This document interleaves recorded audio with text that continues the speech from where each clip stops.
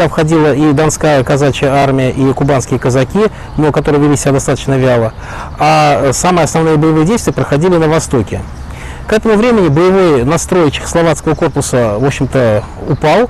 Чехословаки перестали воевать и в массовом порядке покидали фронт, собираясь на вокзалах, пытаясь отправиться в Владивосток, чтобы воевать на Западном фронте. На Восточном фронте большевикам противостояла армия Комуча, казачьи и башкирские войска. Последние перед отправкой на фронт приносили присягу следующего содержания. «Клянусь именем Всевышнего Аллаха, за родину и народ мой, за народное правительство Федеративной России, буду служить, не щадя жизни своей. До последней возможности буду стараться ради спасения государства, родины своей и народа от оскорбляющих и позорящих их злодеев и бунтовщиков, а также ради защиты чести башкирских войск в глазах друзей и врагов. Для подкрепления своей присяги целую священную книгу, ниспосланную нам Аллахом». Фактическим создателем Красной Армии был Лев Троцкий, не имевший ни военного образования, ни опыта боевых действий.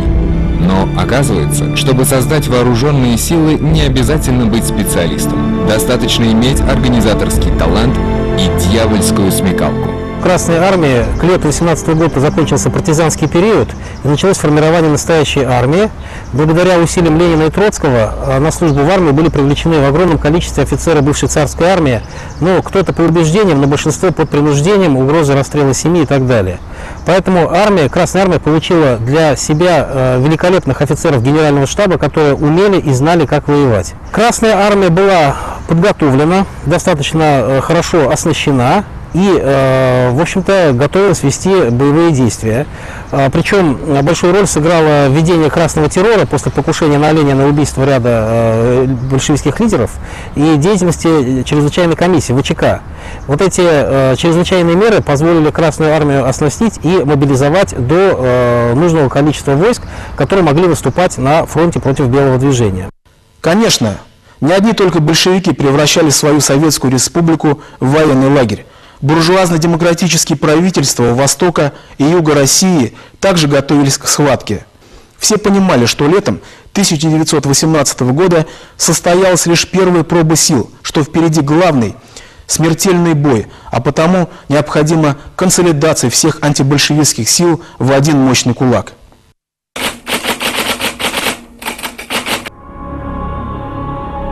В начале сентября 1918 года Красная армия перешла в контрнаступление. 7 сентября Волжская флотилия красных высаживает десант под Сызранью, а 10-го под Казанью. Большая часть Поволжья в руках у большевиков. На очереди столица Белой России – Самара. Стремительный натиск красных заставил все антибольшевистские правительства России 8 сентября 1918 года съехаться в Уфу для работы в государственном совещании, которое проходило почти до конца сентября в здании гостиницы «Сибирская». Ныне это гарнизонный дом офицеров.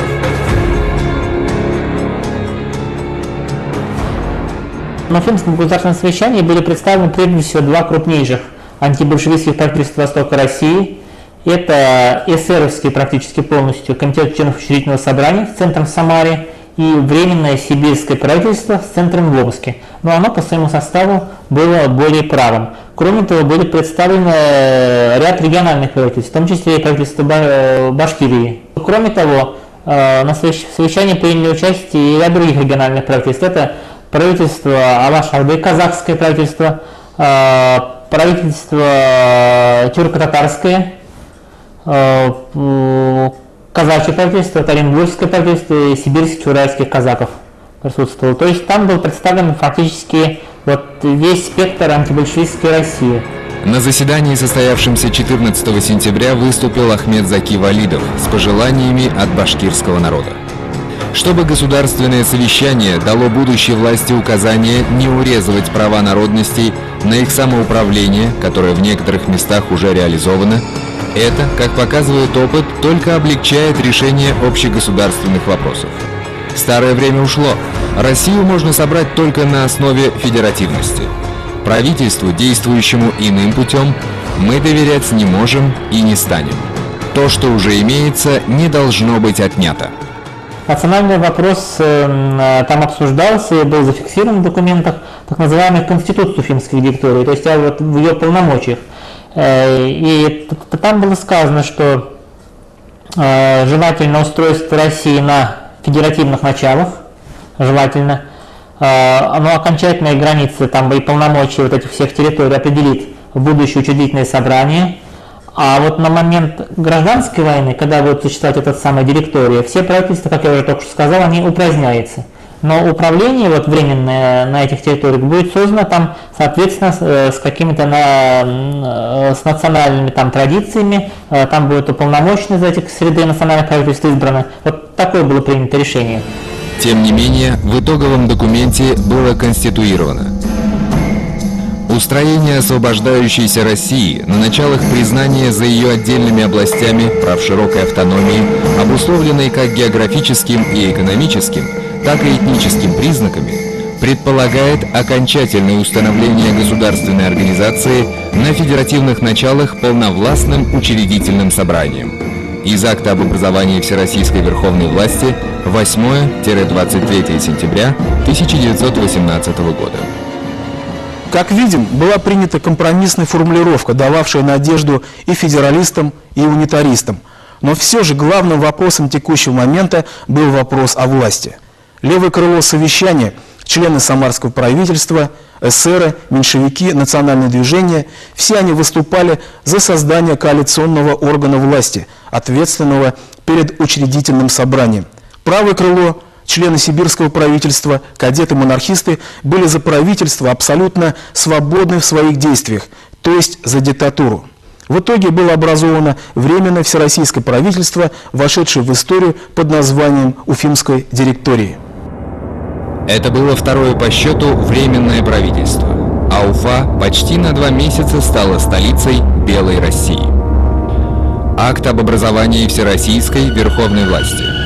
Государственное совещание в составе съезда членов Всероссийского учредительного собрания и уполномоченных на то представителей Комуч, Сибирского правительства, областного правительства Урала, казачьих войск, Башкирии, Алаш-Орды, Туркестана и Национального управления тюрко-татар внутренней России в единодушном стремлении к спасению страны, воссозданию ее единства и обеспечению ее независимости постановила вручить всю полноту верховной власти на всем пространстве государства российского Временному всероссийскому правительству в составе 5 человек: Авксентьева, Астрова, генерал-лейтенанта Болдырева, Вологодского и Чайковского. Наконец создали правительство, где были представлены все течения. Вот. Но проблема в том, что оно тоже оказалось нежизнеспособным. Были такие воспоминания одного из эсеров, когда вот уходили делегаты совещания, они вот подсмеивались: да, мы создали правительство, создали, говорит, эсеровское правительство. Другие говорят: какое же эсеровское там, вот, и так далее. То есть каждая из сторон считала себя проигравшим, в чем парадокс. Вот. И, естественно, отсюда вот в этом был зародыш гибели Уфимской директории. Вот отсутствие согласия внутри даже антибольшевистской группировки, даже каждый. То есть эсеры не могли договориться с эсерами, вот, даже дело до того доходило. Тем более эсеры не могли договориться с кадетами.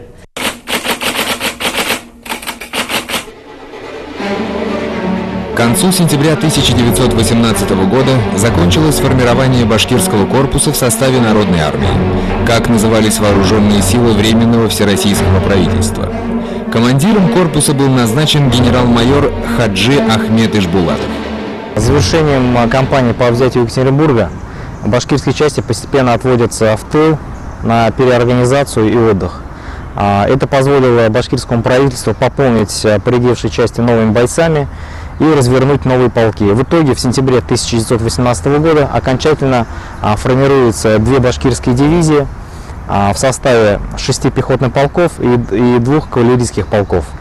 Народная армия в лице генерала Галкина, как и было обещано ранее, санкционировала создание отдельного башкирского корпуса. То есть корпус подчинялся непосредственно башкирскому правительству, но в оперативном подчинении находился у Народной армии.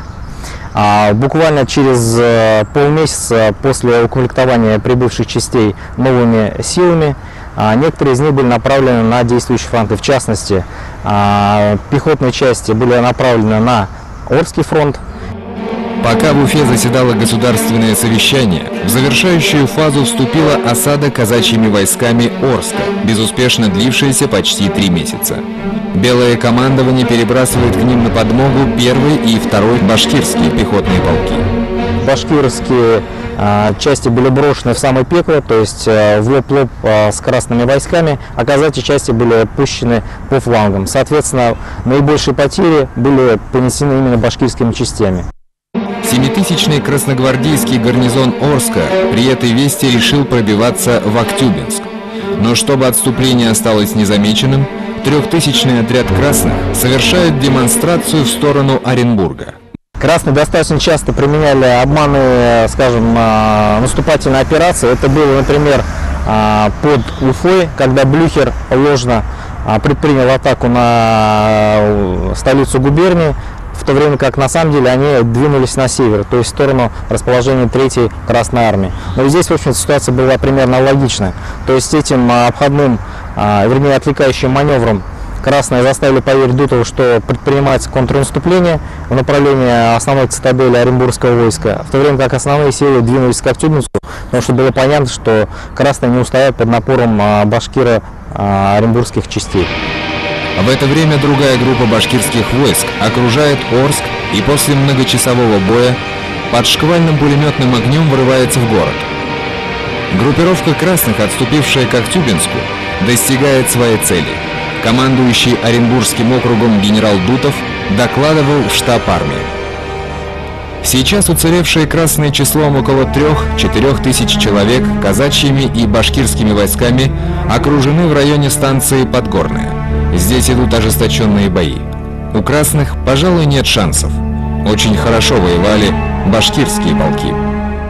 Действие башкирских частей на Актюбинском направлении было замечено и верховным главнокомандующим Болдыревым, отправившим в их адрес пышную поздравительную телеграмму, где передавал сердечную благодарность славным башкирским полкам, честно и мужественно сражавшимся за всеобщее русское дело. Однако не все так было гладко в отношениях между башкирами и белым командованием. Башкиры бросали на самые тяжелые участки, то есть дутовское командование их не жалело, жалела казачья часть. Ну, наверное, можно понять психологию дутовского командования. Казачьи части были гораздо ближе, чем башкиры. Естественно, это не могло быть не замечено офицерами и солдатами башкирского войска. Естественно, это вызывало их раздражение, неудовольствие.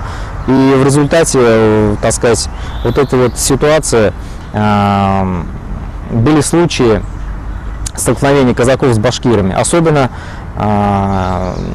скажем, это ярко проявилось на Бузулукском фронте, кстати, который образовался после падения Самары, где также башкиры стояли вместе с войсками Народной армии под командованием Бакича.